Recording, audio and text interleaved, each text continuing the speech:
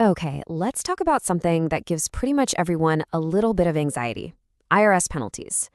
In this explainer, we're going to break down exactly what triggers them, how they can grow from a small problem into a huge one, and, most importantly, how you can steer clear of them altogether. You know that feeling, right? You see that letter from the IRS, and your stomach just does a little flip. It's this universal experience, that moment of dread before you even tear it open. And that's really the big question, isn't it? How can one tiny oversight, one small mistake, snowball into a massive financial headache?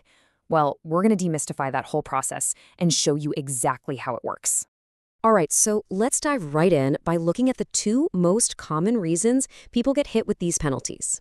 Now, they sound pretty similar, but trust me, the IRS treats them very, very differently. So on one hand, you've got the failure to file penalty. That one's pretty straightforward. It's for not sending in your tax return by the deadline. On the other hand, you have failure to pay. That's when you did file, but you just haven't paid what you owe yet. The real story here is in how the IRS penalizes each one. So get this. The penalty for failing to file is a whopping 5% of whatever you owe for each month your return is late. That can add up incredibly fast. Now compare that to the penalty for just failing to pay. That's only 0.5% per month. This right here tells you everything you need to know about what the IRS cares about most. They want you to file that return, even if you can't afford to pay a dime right away. So here's the bottom line. Not doing anything is punished way more harshly than not being able to pay. If you can't pay, that's okay. The IRS has options for you. But if you don't even bother to file, they bring up the much, much bigger stick. We're talking a 10-to-1 difference in cost every single month. But wait, it's not just about filing and paying by the big April deadline. Oh no, there's another penalty that catches so many people completely off guard. This sentence, which comes directly from IRS guidance, is the key to understanding this whole other world of penalties. See, the system isn't really designed for you to just settle up once a year. It's built for you to pay your taxes as you earn your money. And that brings us to the underpayment penalty. Basically, if the amount you pay during the year, either from your paycheck withholding or estimated payments, isn't enough, the IRS can penalize you for it. And this can happen even if you file on time and pay the final amount you owe perfectly. So what kind of thing triggers this? Well, it's usually just life happening. Getting married, getting divorced, starting a side hustle, earning some money from investments. All these things can totally change how much tax you owe. And if you don't go and update your W-4 form with your boss to adjust for that, you can easily fall into this trap without even knowing it. So you might be wondering, how do all these different penalties work together to turn a manageable tax bill into a nightmare?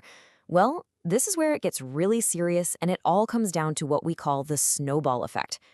Seriously, think of a snowball rolling downhill. It starts out small, right? But as it goes, it picks up more snow, getting bigger and moving faster. That's exactly how tax debt works. The penalties and interest build on each other, causing the amount you owe to grow exponentially.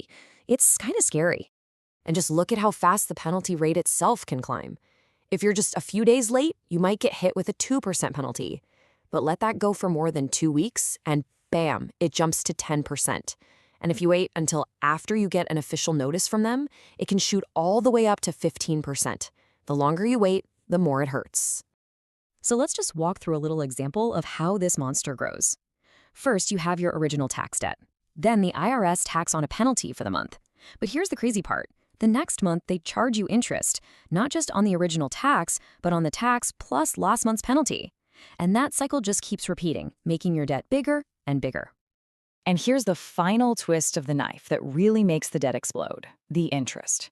The IRS charges interest not just on the tax you didn't pay, but on the penalties too. So you're literally paying interest on top of penalties. That's how a small, manageable bill can get out of control so fast.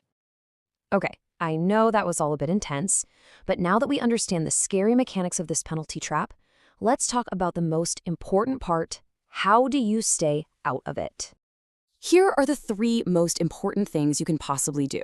Number 1, like we saw, always file on time, even if you owe money you can't pay. Number 2, go to the IRS website and use their free tax withholding estimator to do a quick paycheck checkup, especially if you've had a big life change. And number 3, if you do owe money, don't hide. Be proactive and set up a payment plan online. It's easier than you think. We've covered a lot here: different penalties, compounding interest, the works. But if you're only going to remember one single thing from all of this, what should it be? It's this: knowledge is your superpower. Seriously. Just understanding how these penalties work, what the IRS is looking for, and what their priorities are, that gives you the power to avoid these expensive mistakes. Being proactive and just knowing the rules is your absolute best defense against a nasty surprise tax bill. And that's all for this explainer. I really hope you found it helpful. For more deep dives just like this one, make sure you subscribe to the channel. We'll see you in the next one.